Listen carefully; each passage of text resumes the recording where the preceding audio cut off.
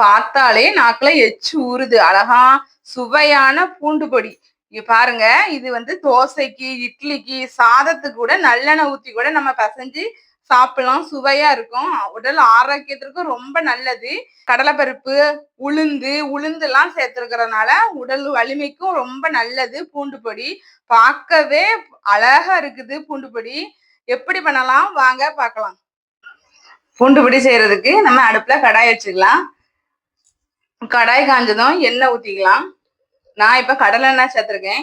நீங்க சன்ஃபிளவர், உங்க வீட்டுல என்ன சன்ஃபிளவர் ஆயில் இருந்தா சன்ஃபிளவர் ஆயில் சேர்த்துக்காங்க, இல்லைன்னா கடலை எண்ணெய் சேர்த்துக்காங்க.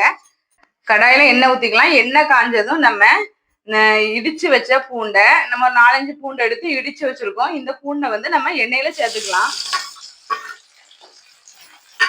எண்ணெயில சேர்த்து நல்லா வதக்கி லோ ஃப்ளேம்ல வதக்கணும். ஏன்னா இது கரிஞ்சு போறதுக்கு வாய்ப்பு இருக்கு. அதனால நல்லா லோ ஃப்ளேம்ல வச்சு நல்லா வதக்கி எடுக்கணும். நல்லா கிறிஸ்பி ஆகிற வரைக்கும் நல்லா வதக்கணும். பொன்னிறமா ஆகிற வரைக்கும் நல்லா வதக்கி எடுத்துக்கலாம்.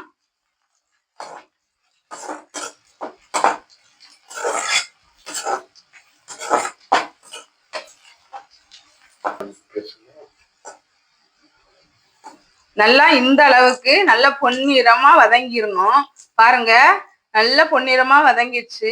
நல்லா வெள்ளையாவே தெரியல. நல்லா வெந்து நல்லா பொன்னிறமாயிட்டு இப்ப நம்ம இத எண்ணெயில இருந்து எடுத்துக்கலாம். அடுத்து நம்ம ஒரு 10 வத்தல் எடுத்து வச்சிருக்கோம், காய்ந்த மிளகாய். அதை எண்ணெயில போட்டு நல்லா வறுத்து எடுத்துக்கலாம். வத்தல் வந்து கரிஞ்சிடக்கூடாது, இல்லைன்னா பொடி கலர் மாறிடும். நல்லா எண்ணெயில வறுத்து எடுத்துக்கலாம். அடுத்து நம்ம 100 உளுத்தம் பருப்பு எடுத்து வச்சுக்கிறோம். அதை வந்து நம்ம எண்ணெயில வறுத்து எடுத்து வச்சுக்கலாம்.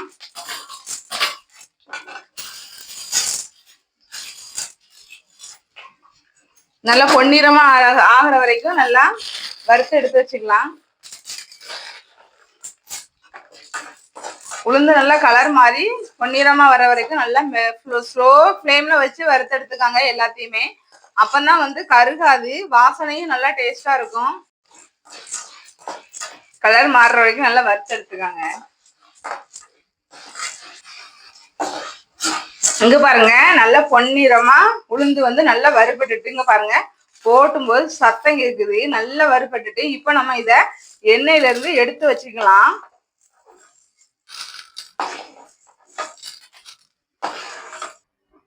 அடுத்து நம்ம ஒரு 50 கடலை பருப்பு எடுத்து வச்சிருக்கிறோம். அந்த கடலை பருப்பை எண்ணெயில வறுத்து எடுத்துக்கலாம். நல்லா பொன்னிறம் ஆகிற வரைக்கும் நல்லா வறுத்து எடுத்துக்காங்க.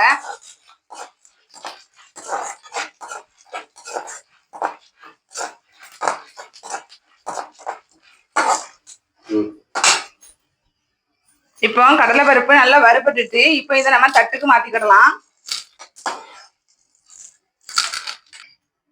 இப்போ நம்ம அரைமுறி துருவன தேங்காய் எடுத்திருக்கோம். இப்போ அதையும் நம்ம இந்த எண்ணெயில போட்டு வறுத்து எடுத்துக்கலாம். இது எல்லாமே வறுத்து எடுத்த பிறகுதான் லாஸ்ட்ல தான் தேங்காவை வறுத்து எடுக்கணும். ஏன்னா எல்லா பொருட்களுமே ஆறணும். ஆறின பிறகுதான் நம்ம வந்து தேங்காய் சேர்க்கணும். தேங்காய் வந்து நல்லா வறுத்துருக்கணும். அதோட ஈரத்தன்மை போற வரைக்கும் நம்ம வந்து தேங்காயை வறுத்து எடுத்துக்கணும். தேங்காய் கரைஞ்சிடாம பார்த்துக்காங்க வறுக்கும் போது.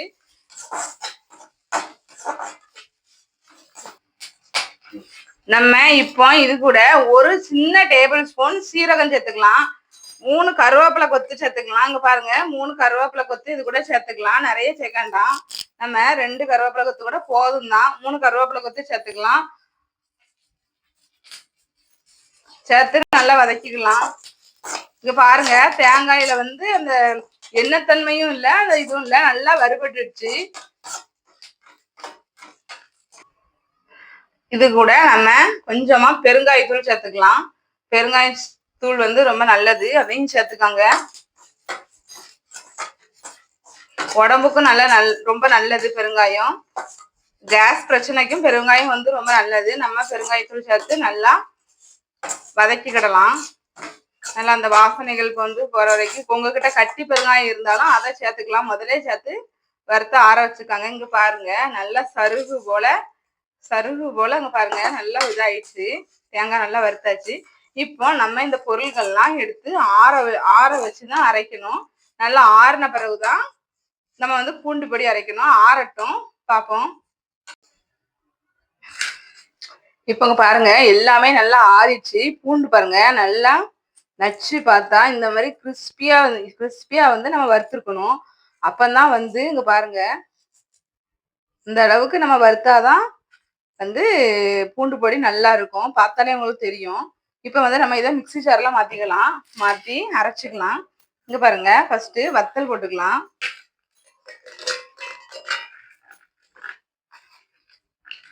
பூண்டும் தேங்காயும் லாஸ்டா தான் போடணும். முதல்ல வத்தல் சேர்த்துக்கலாம்.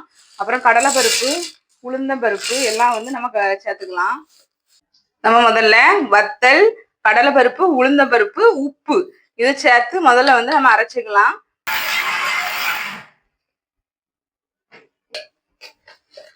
இப்போ இந்த அளவுக்கு அரைச்சி எடுத்தாச்சு. நம்ம இது கூட இப்போ பூண்டையும் தேங்காவையும் சேர்த்துக்கலாம். லாஸ்ட்ல தான் பூண்டும் தேங்காவும் சேர்க்கணும். அப்பந்தான் வந்து பூண்டு பொடி நல்லா இருக்கும். முதல்ல பூண்டை வந்து நம்ம சேர்த்துட்டோம் அப்படின்னு சொன்ன அன்னைக்கு அதுல உள்ள எண்ணெய் தேங்காயில் உள்ள எண்ணெய் எல்லாம் சேர்ந்து பூண்டு பொடி வந்து உதிரியா இருக்காது.